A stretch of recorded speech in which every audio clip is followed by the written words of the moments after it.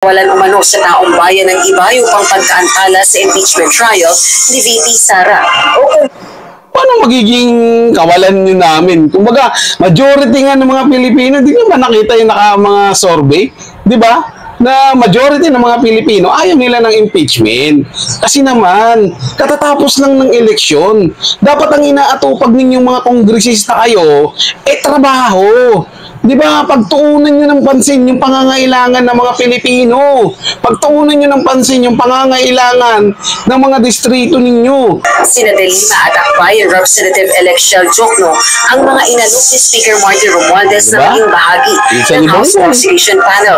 Ito ay matapos nilong manalo sa eleksyon ang dalawang House Prosecutors. Magandang araw sa atin lahat mga insan. Ako po ang inyong banat insan ng Buwisisyong Insan ay nagbabalik na naman para sa isang makatotohanan reaction opinion at komentaryo. Ang Buwisisyong Insan na nag-iimbita sa inyo mga insan na mag-subscribe naman kayo dito sa ating channel at i-hit nyo yung notification bell para ma-update kayo pag may mga bago tayong video. Libre lang naman yan mga insan, wala pong bayad yan at kaya huwag kayong matatakot. Syempre, i-click nyo rin yung QR natin dyan ang ating Facebook page yan at TikTok. I-follow nyo rin ako dyan mga insan dahil dumadami na tayo dyan.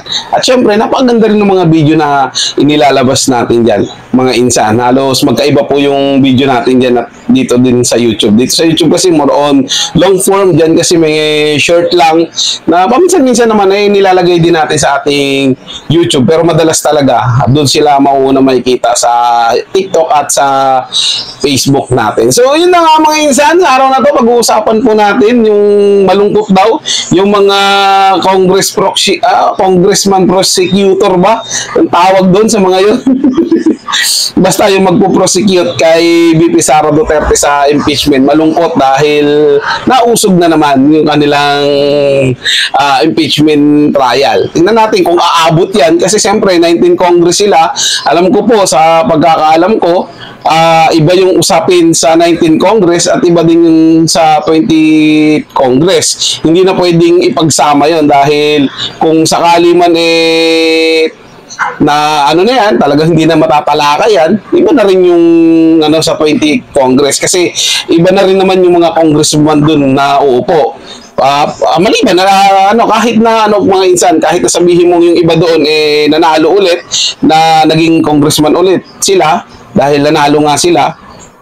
Siyempre, magkaiba pa rin po yung tawag nila. Kaya hindi natin masusure kung yung usapin nila dito sa 19 Congress madadala. Pero sa alam ko mga insan, hindi na madadala yun Pero gayon pa man, siyempre, ako mas gusto ko rin na talagang ituloy nila yan. Parang gusto ko kasing makita kung paano sila mapahiya dahil dun sa pinagagawa nila kay VP Sara Duterte. Gayon pa man, antayin na lang natin kung ano yung magiging desisyon talaga. Kung itutuloy ba yung impeachment na yan o hindi. Sa ngayon, ito muna mga insan, tingnan natin kung bakit sila nalulungkot. Meron. Ito mga insan. Kawalan sa taong bayan ang tumagal pa o hindi makita ang paglilitis na majority na mga Duterte supporters Kawalan ninyo and cannot pass upon their duty to hold trial regardless of their verdict. And no impeachment trial scenario is even worse for our democracy. Bilang prosecutor para sa impeachment trial ni Vice President Sara Duterte, tanggap ni House Deputy Majority Leader Iloilo 3rd District Representative Lawrence Defensor ang pagkaurong sa schedule ng presentation ng articles of impeachment sa Senado. Gayunman kung ito ang tatanungin, hiling nitong maisagawa na rin ang pagko-convene ng Senado bilang isang impeachment court sa June 11. Mula June 2, iniurong sa June 11 ang presentation ng articles of impeachment, ang huling araw kung kailan may plenary session ang Kongreso. Aminado ang kongresista. Nalungkot ito sa magiging pag-antala ng impeachment. Holiday ang June 12 Independence Day at Senate Day adjournment na ng 19th Congress sa June 14 hanggang July 27, 2025. I am disheartened because the delay has been long enough, but as a lawyer in any court, the defense as well as the prosecution will have to abide by whatever the court will decide on and whatever order or whatever process the Senate court will issue. So, tatanggapin namin yon, parang abogado lang sa korte. Naniniwala naman ang kongresista, walang problema sa usaping legal kung itatawid ang impeachment proceedings mula 19th sa 20th Congress. Pero kawalan umano sa taong bayan ng iba yung pang pagkaantala sa impeachment trial ni VP Sara o kung paano magiging kawalan nyo namin? Kumbaga, majority nga ng mga Pilipino, di nyo ba nakita yung mga survey? Di ba? Na majority ng mga Pilipino ayaw nila ng impeachment. Kasi naman, katatapos lang ng eleksyon. Dapat ang inaatupag ninyong mga kongresista kayo, trabaho. Di ba, pagtuunan nyo ng pansin yung pangangailangan ng mga Pilipino. Pagtuunan nyo ng pansin yung pangangailangan ng mga distrito ninyo. Kung kayo man ay representative o kayo man ay isang congressman ng party list, pagtuunan nyo kung ano man yung sinusulong ng party list ninyo. Ayaw nyo gayahin yung party list namin. Hindi pa nga nakaupo, tingnan nyo naman, ang dami ng ginagawa ngayon. Nagpupunta na doon sa mga manggagawa na nagrarally dahil hindi na ibibigay yung kanilang karapatan. Yun ang dapat nyong tularan. Trabaho ang inuuna niya. Kahit hindi pa siya formal na nakaupo dyan sa Kongreso, nagtatrabaho na siya, tinutulungan na yung mga manggagawa. Diba? Dahil yun ang sinusulong ng kamanggagawa. Hindi katulad ninyo, pagkapanalo na ninyo, eto na naman kayo. Inuumpisahan nyo na naman yung paghabol at pag-usig kay VP Sara Duterte. At masyado kayong dismayado dahil nauro nga. Hindi nyo ba nakikita na hindi pumapanig sa inyo ang panahon? Dahil ayaw nga ng panahon na gawin ninyo yan. Di ba? Ang dapat yung pagtuunan ng pansin is yung trabaho ninyo bilang kongresista. Ang mamamayan dapat ang inuuna nyo, hindi yung personal ninyong interest dyan sa impeachment na yan. Kalokohan na hindi kayo makikinabang dyan. Di ba? Doon nga lang sa pirma, may bayad na. Yan pa kaya. Di ba mga insan? Baka sabihin nyo, gawa-gawa lang yan. Si Toby Chanko na mismo nagsabi dun. Mga insan, di ba? Ilabas niya na yung katotohanan sa patungkol doon sa pagpirma ng impeachment kay VP Sara Duterte. Diba? Kung doon nga sa pirma, bayad, what more pa yung ditong magpupursige ng impeachment? Diba mga insan, lulukuhin pa nila tayo. hindi na ito matutuloy pa. Samantala, question din ni dating Senadora Leila de Lima, Representative-elect ng Mamamayang Liberal Party List, ang pagkaurong na schedule ng presentation ng articles of impeachment. Mahiwatig umano ito ng posibilidad na pagbotohan sa plenaryo ng Senado kung pwede pa ba o hindi na ituloy ang impeachment trial. Sina de Lima at Akbayan Representative-elect Shell Jokno ang mga inalok ni Speaker Martin Romualdez na maging bahagi ng House Prosecution Panel. Ito ay matapos nilong manalo sa eleksyon ang dalawang House Prosecutors. Isa yan sa mga senyales na sa tingin ko may nangyayari. Sa tingin ko, meron na kanilang usapin. At kinoconsider na nila yan. Kakaya ka Dilima. Dati galit ka sa mga Marcos. Hinggil naman sa posisyon ni President Ferdinand Marcos Jr. kaugnay ng impeachment case laban kay VP Sara para sa dating senadora, pagpapakita umano ito ng kahinaan sa liderato. It just shows weakness actually in leadership. Na, okay, really, that is a congressional matter and we have separation of powers. But in reality, so people will not believe if you say, if the president says, na wala akong pakialam. Kasi in the first place, hindi ko gusto. But this is a very significant matter. We don't really intervene because that is supposed to be what is expected when the separation of powers is at play. But at least you show interest. Dahil sa pagbabago sa schedule ng presentation ng articles of impeachment, hindi pa tiyak sa ngayon kung sa Hulyo na nga mag-uumpisa ang paglilinis kay VP Duterte. Ito ay dahil nakabinbin pa rin ang schedule kung kailan magko-convene ang Senado bilang isang impeachment court. Umasa pa rin ako na Asa ka lang, Ortega. hindi na yun is for the reading only. Mahirap lang mag-assume, mahirap din na mag-react ng prematurely. Rosa Licos, UNTV News and Rescue. Diyos ang aming sandigan. Di ba?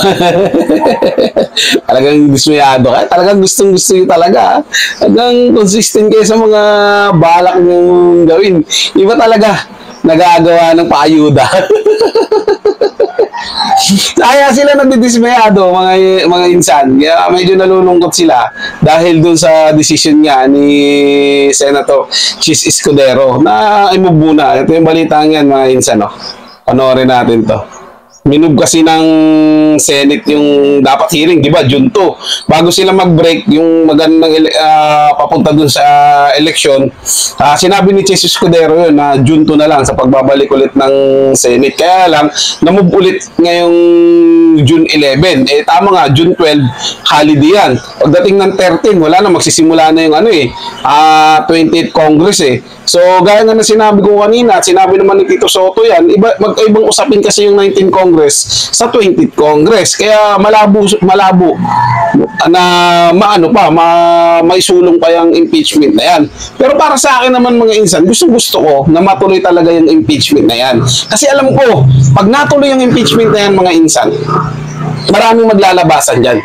At baka hilingin pa ng lahat ng mga panel dyan, yung matutuwid na panel na buksan na rin lahat ng mga confidential fund. Buksan din yung mga paayuda na yan. Magkaroon ng tamang liquidation kung sino ba talaga ang nakakuha ng ayuda na yan. Tama ba yung pera na nakuha? Tama din ba yung pera na nai-release? Diba? Magkakaroon ng banggaan. Yan ang gusto kong makita eh.